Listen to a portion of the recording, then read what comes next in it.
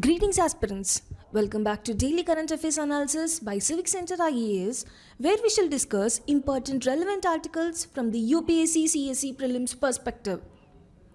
These are the topics displayed which we are going to discuss today.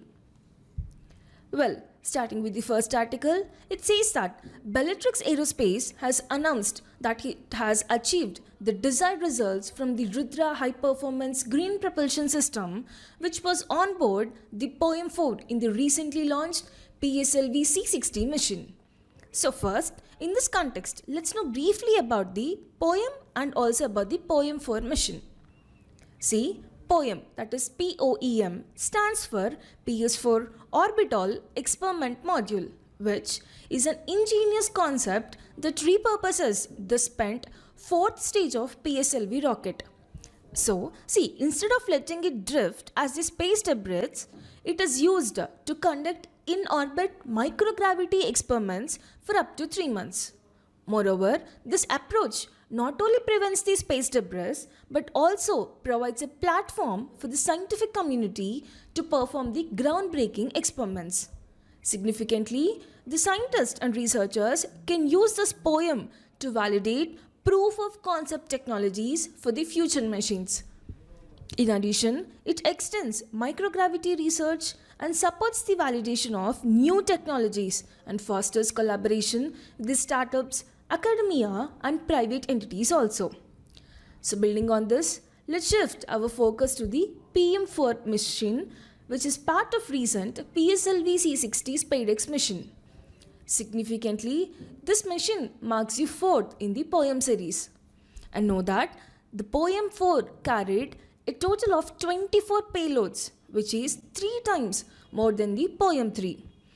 And out of these 24 payloads, 14 came from the ISRO or DOS Center and remaining 10 were contributed by the non-government entities, including the academia and startups. And importantly, this was made possible by the facilitation of InSpace, which is reflecting a growing collaboration between established institutions and emerging players in the space sector. So, compared to previous missions, PM4 showcased a threefold increase in the payload capacity, which is highlighting its enhanced utility and capability. This mission not only underscores the importance of collaboration, but also demonstrates a clear focus on scientific goals, including the precursor experiments for future machines and microgravity technology validation. Now, in the same context, let's discuss about RUDRA high-performance green propulsion system as mentioned in the article. So, know that it is developed by the Bellatrix Aerospace Private Limited, which is in Bengaluru. Know that the RUDRA 1.0 HPGP, that is the high-performance green propulsion system, is an enhanced version of the RUDRA 0.3 high-performance green propulsion system payload that was successfully flown on board in the POEM 3 mission. So remember, RUDRA 1.0 is in POEM 4 series and RUDRA 0.3 HPGP is in POEM 3 series. And this iteration takes green propulsion to the next level with the improved features and capabilities. So let's see the performance first. Know that RUDRA 1.0 delivers a nominal thrust of 1 N and achieves an impressive specific impulse of 220 seconds. Adding to its efficiency is its compact design. See, the entire system is neatly packed into a 3U form factor, making it ideal for integration into a variety of space missions. But what makes the system so advanced? Okay, let's break it down. First, it has a propellant tank assembly, which includes an indigenous diaphragm developed entirely in-house.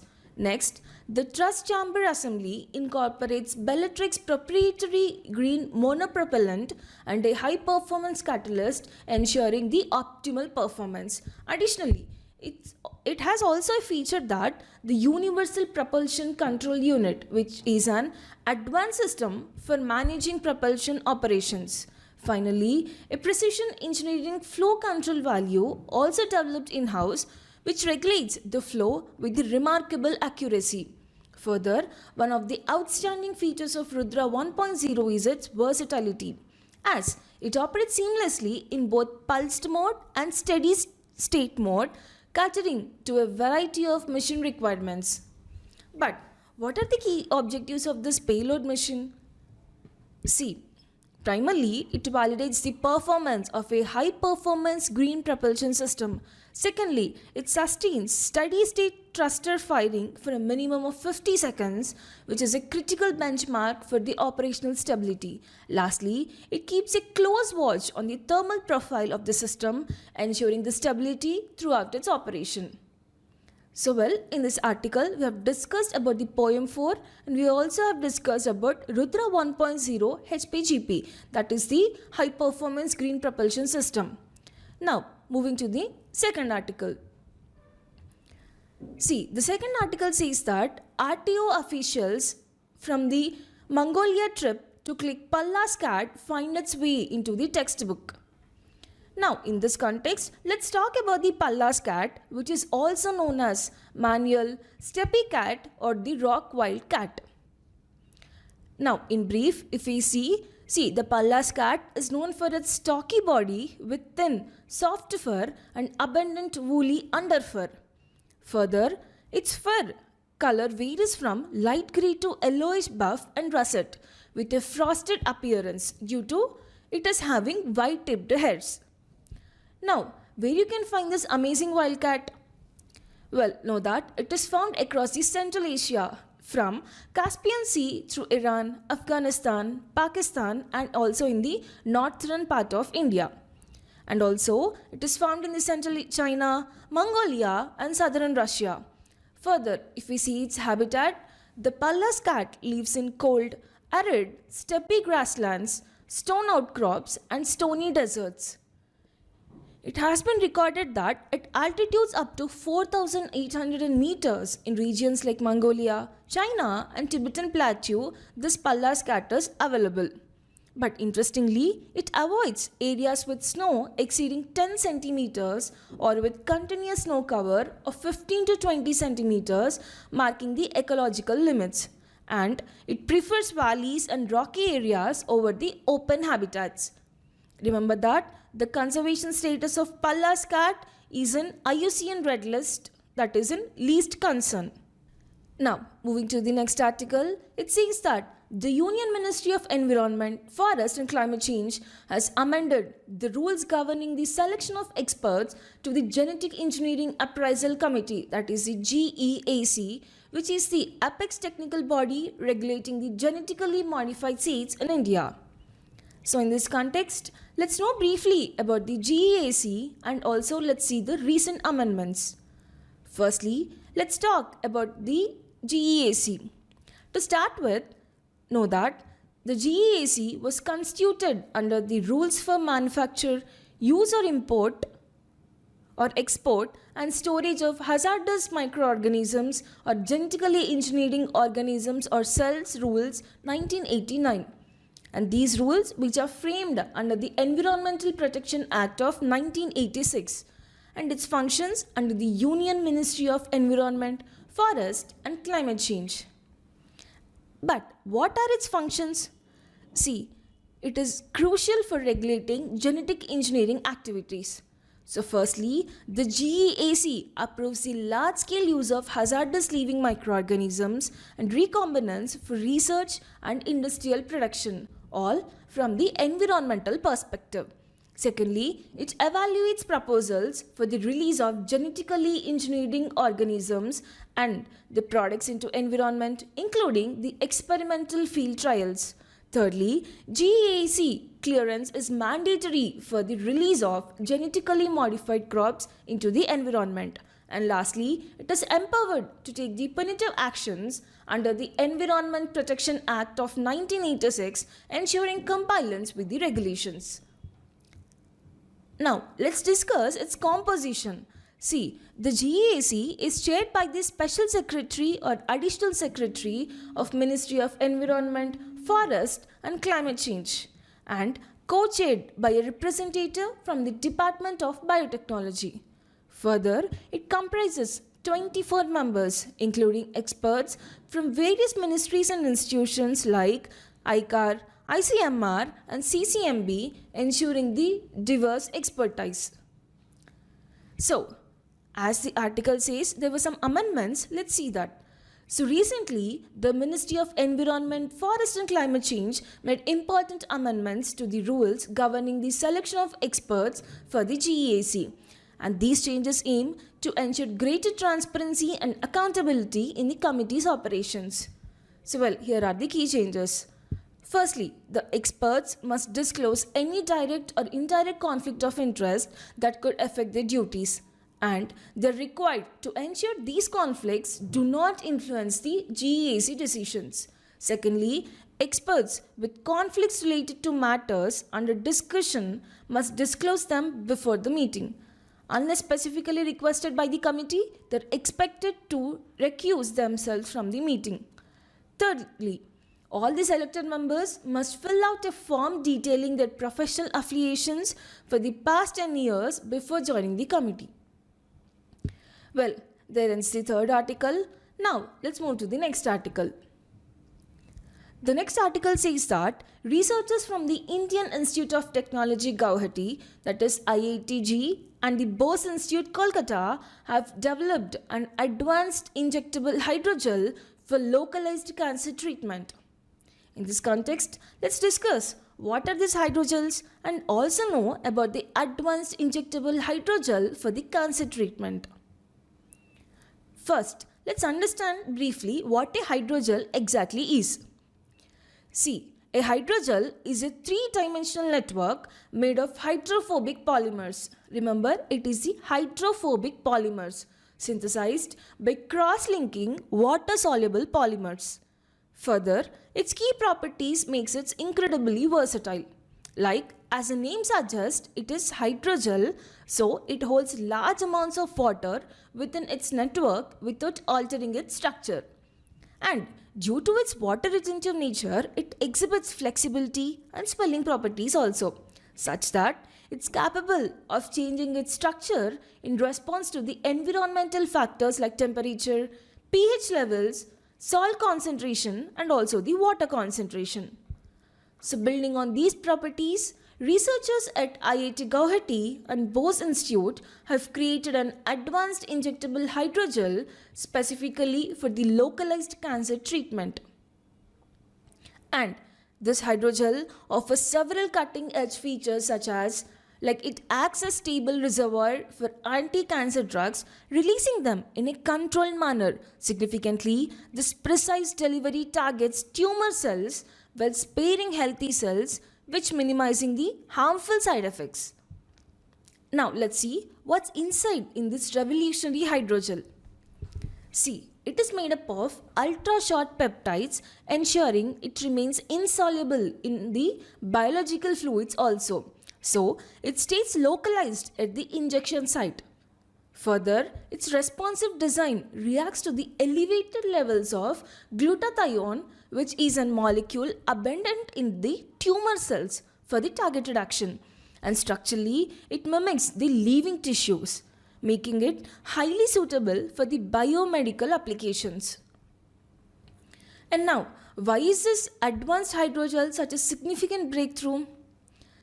See, as traditional chemotherapy often causes harmful side effects because drugs are delivered systematically, affecting both the cancerous and the healthy cells. But in contrast, this hydrogel provides precise, localized action, significantly reducing the collateral damage to the healthy cells. And in addition, to reduce these side effects, this innovation represents a breakthrough in breast cancer therapy also, offering a solution that harmonizes perfectly with the biological environment for precise and effective treatment. Now, moving to the next article, it says that Union Labour Minister Manshukh Mandavya said that the Employees Provident Fund Organization, that is the EPFO, will launch its new software system EPFO 3.0 by June this year. And in this context, let's briefly discuss about the EPFO and EPFO 3.0. First, let's start with a quick overview of EPFO. Know that EPFO is a statutory body established under the Employees Provident Fund and Miscellaneous Provisions Act of 1952. Further, it serves as a nodal agency for implementing bilateral social security agreements with the other countries. Additionally, it is one of the largest social security organizations in India, managing a vast beneficiary base and handling large-scale financial transactions. And the EPFO operates under the administrative control of Ministry of Labour and Employment. Furthermore, now let's talk about the EPFO 3.0, which is the next step in enhancing the member experience. Significantly, this upgraded system aims to increase accessibility, streamline process, and introduce innovative features for better management of retirement resources. So quickly, let's have a glance about the features of EPFO 3.0. Well, one of the most anticipated features of EPFO 3.0 is the introduction of an ATM card. So, this card will function like a debit card, providing direct access to the EPF savings, and employees will be able to withdraw their savings instantly from the ATMs, offering a quick solution during the financial emergencies. And in addition to this ATM card, EPFO 3.0 focuses on the digital processes. See, as by minimizing paperwork and reducing the manual intervention, this system promises seamless account management and faster withdrawal processes. And the other significant update is that the potential removal of the contribution cap. Currently, employees contribute 12% of their basic pay, capped at rupees 15,000. But with this EPFO 3.0, this limit may be removed, allowing employees to contribute based on their actual pay, which means higher savings for the retirement. And looking ahead, EPFO is also introducing a centralized pension payment system starting from the January 1st of 2025. And under the system, members of employee pension scheme can receive their pensions from any bank branch in India, enhancing accessibility and also the convenience. And this initiative was approved before by the Union Labour Minister Manchuk Mandavya in September 2024.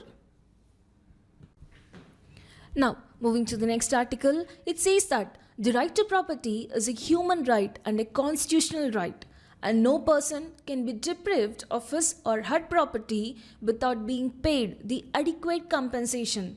The Supreme Court ruled, while also holding that in exceptional circumstances of inordinate delay in disbursement of compensation, the date of fixing the valuation can be shifted to a more recent one. So well, in this context, let's know briefly about what is right to property, and also let's know what is the right to fair compensation and transparency in Land Acquisition, Rehabilitation and Resettlement Act of 2013, or simply the Land Acquisition Act of 2013. So first, let's start with the right to property and its journey under the Constitution of India. See, initially, right to property is recognized as a fundamental right under the Article 19, Clause 1, Clause F and Article 31 also.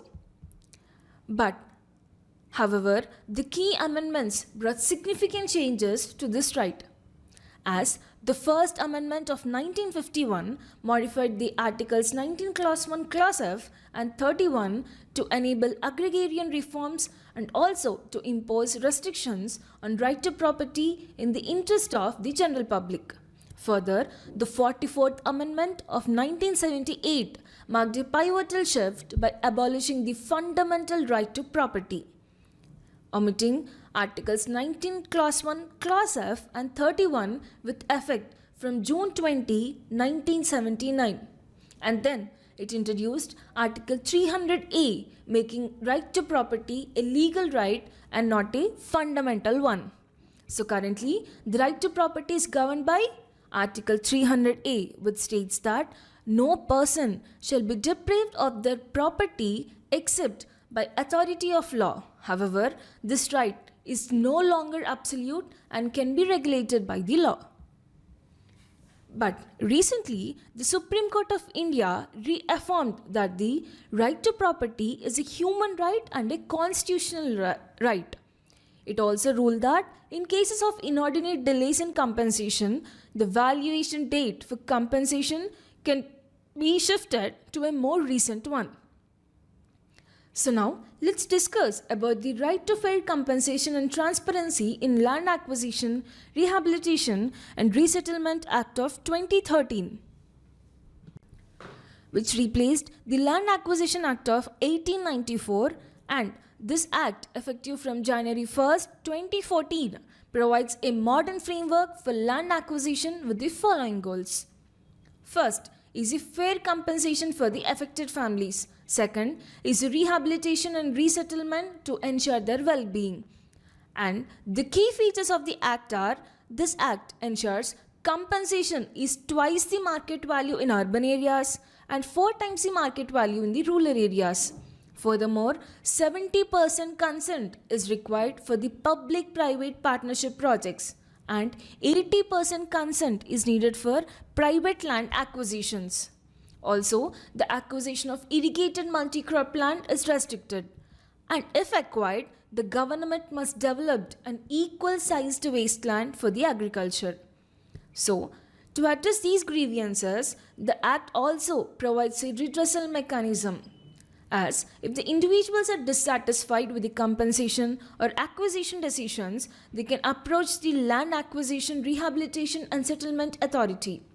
Further, the Act also emphasizes social and environmental responsibility, where a social impact assessment evaluates the social, environmental and economic effects of land acquisition, and it mandates rehabilitation and resettlement for the affected families, including housing for displaced families, financial assistance for livelihood loss, employment or annuity-based income, and also infrastructure development like roads, schools and healthcare in the resettlement areas.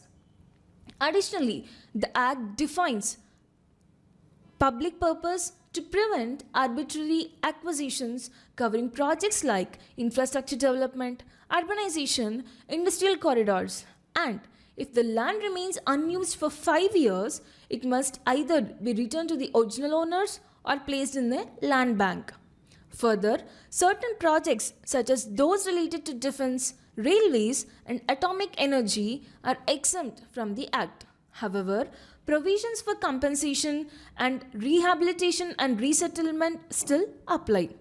Lastly, the Act also promotes transparency and inclusion by mandating public hearing and access to SIA reports, providing extra benefits and consultations for scheduled caste and scheduled tribes. Well, moving to the next article, it says that could a tiger sighted a few kilometers from the line of control in Jammu's Rajouri by the big cat that set out a northwest direction from the Uttarakhand's Rajaji Tiger Reserve, travelling more than 500 kilometers over 2 years? And it's a question mark. Well, in this context, let's talk about the Rajaji Tiger Reserve. Firstly, let's talk about the location. Know that it is spread across the 3 districts in Uttarakhand state. They are the Haridwar, Dehradun and Pauri Garhwal. And this is nestled in the Shivalik ranges, which represents the unique Shivalik ecosystem. Furthermore, the reserve forms part of the Tarai Arc landscape, covering an area of 7,500 square kilometers between the Yamuna River in the northwest and Sharda River in the southeast. Additionally, its location in a transition zone between the Western Himalayas and Central Himalayas further enhances its biodiversity. Now, let's know some of the history of Rajaji Tiger Reserve. So well, know that the reserve was established in the year 1983 by merging the Rajaji Wildlife Sanctuary with the Motichur and Chilla Wildlife Sanctuaries. Further, it was named after the C. Rajgopal Chauri, fondly known as Rajaji, who is a freedom fighter and the last Governor General of India. Now, speaking of flora, the reserve boasts a variety of forest types including semi-evergreen, deciduous, mixed broadleaf forest and also the terrae grasslands. And it is also classified as the Indus-Ganges monsoon forest type. Well, some of the notable species include Rohini, Pallas, Sal, Sandan, Kair, Arjun, Banas, Simul and Chamorar. And now the stars of the reserves, that is the fauna, includes tigers and Asian elephants.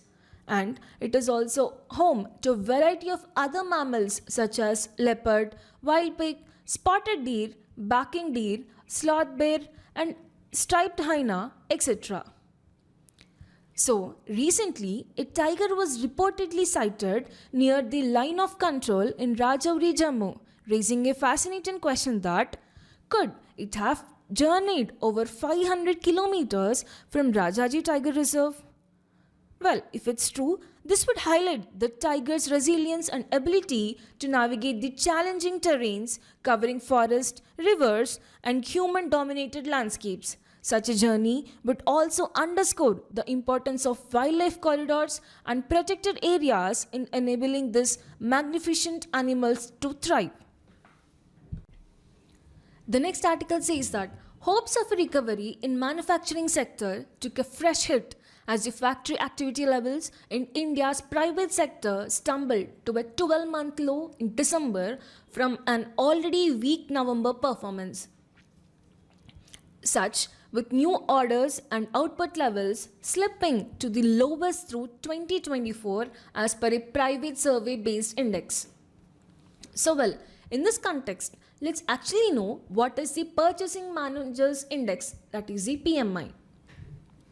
Know that the Purchasing Managers Index is a survey-based measure that captures the perception of businesses, decision makers about changes in key business variables compared to the previous month. And its primary purpose is to provide actionable insights about the current and future business conditions to company decision makers, analysts, and also the investors. Further, PMI is classified into two categories. First is a manufacturing PMI and second is a services PMI. And a composite index is also calculated to give an overall picture of economic activity. Know that the PMI is expressed as a number on a scale of 0 to 100, where a score above 50 indicates the expansion and a score below 50 signals the contraction. But a reading at 50 means no change. For example, if the current month's PMI is lower than the previous month's, it reflects an economic contraction. And here's something important. It's usually released at the start of every month, making it a great leading indicator of the economic activity. But how is this PMI compiled? Well, the PMI is compiled by the IHS Markit, which is a global leader in information and analytics. Significantly, the IHS Markit provides data for over 40 economies worldwide and is now the part of S&P Global. So, this ensures that PMI readings are accurate, reliable, and widely trusted by businesses and the policymakers. But why is this PMI so widely followed? Firstly, it's a strong indicator of economic health as the manufacturing and services sector are major drivers of the economic growth. So, a high PMI reading indicates that these sectors are performing well and contributing positively to the economy. Conversely, a low PMI reading signals that these sectors are struggling, which may drag down overall economic performance. Now, moving to the next article, the scientists have proved that nanoformulation of melatonin, the hormone produced by the brain in response to the darkness, should improve antioxidative and neuroprotective properties and could be a potential therapeutic solution for the Parkinson's disease. So in this context, let's know what is a Parkinson disease and also discuss about the nanoformulation of melatonin. Now, let's begin by understanding the Parkinson disease. See, the Parkinson's disease is a common neurodegenerative disorder caused by the loss of dopamine producing neurons and the aggregation of the protein alpha synuclein. Unfortunately, current treatments mainly manage only the symptoms as no cure exists. But this has led the researchers to focus on finding better therapeutic solutions that targets underlying mechanism like mitophagy, which is the process of removing dysfunctional mitochondria and reducing the oxidative stress. Now, what role does this melatonin play in Parkinson's disease exactly? So know that the melatonin is a neurohormone that regulates the sleep-wake cycle and is known for its oxidative properties.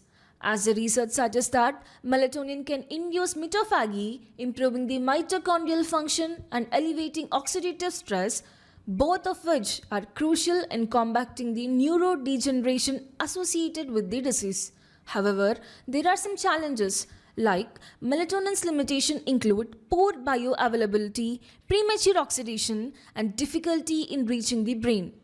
So, this is where the Institution of Nanoscience and Technology, Mohali, stepped in with the groundbreaking solution, that is, the nano formulation of melatonin. By using a human serum albumin nanocarrier, scientists have enhanced melatonin's brain delivery and bioavailability. Significantly, this nanomelatonin provides sustained release, improves antioxidative efforts, and exhibits neuroprotective properties, making it a promising therapeutic tool. But how does it work? Well, the nanoformulation enhances mitophagy by upregulating BMI1, an epigenetic regulator that controls the gene expression and induces the mitophagy. This mechanism improves mitochondrial health and also reduces oxidative stress and ultimately offers the neuroprotection. Now, let's look at the experimental findings. See, in both in vitro and in vivo models, nanomelatonin provided significant protection against the rotenone-induced toxicity. It preserved the Th positive neurons in rats, which is a key marker of neuronal health. Additionally, the overexpression of BMI1 further enhanced mitophagy, protecting neurons from degeneration. So, the implications of this research goes beyond the Parkinson's disease, as dysregulated mitophagy plays a role in other neurodegenerative diseases, meaning nanomelatonin could have broader therapeutic applications, and this innovative approach represents a safer, more effective neurotherapeutic that could significantly improve the patient's outcomes.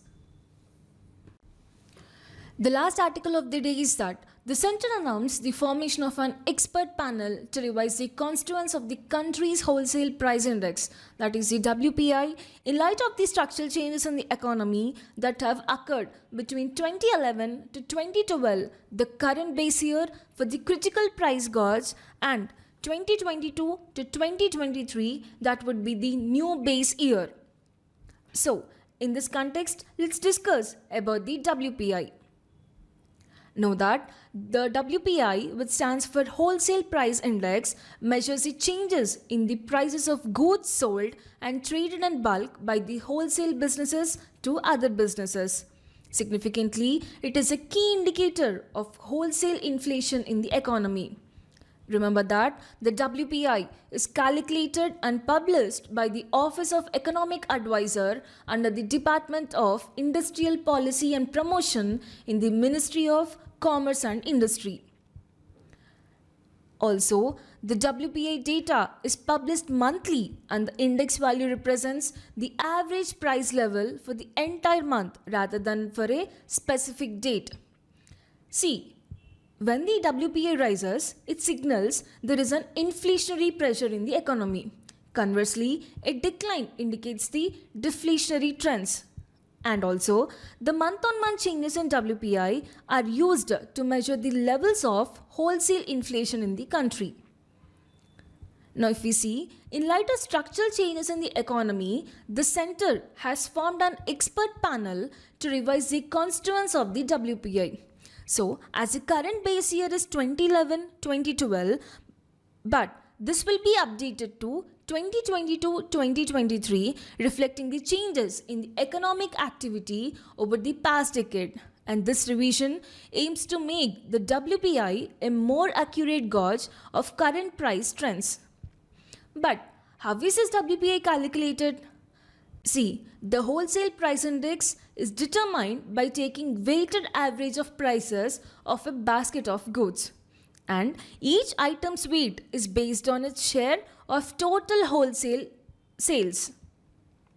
Now, let's break down the basket of goods. See, the WPI comprises three major groups. First is the primary articles, as this includes the essential goods like the agricultural products and also the minerals. Secondly, it is the fuel and power, like it covers energy products such as coal, oil and electricity. And third is the manufactured products, like it represents the goods produced in factories including machinery and consumer items. But why is this WPI so significant? Well, know that the WPI is a critical indicator for understanding price trends at the wholesale level, which often reflect the broader economic conditions. Significantly, policymakers and economists use this WPI to monitor the inflationary pressures and devise strategies to maintain the economic stability. And a sharp rise in WPI could lead to higher costs for businesses, eventually impacting the retail prices and the consumers. Well, we have discussed 10 articles for the day and will be back tomorrow with another video. Thank you.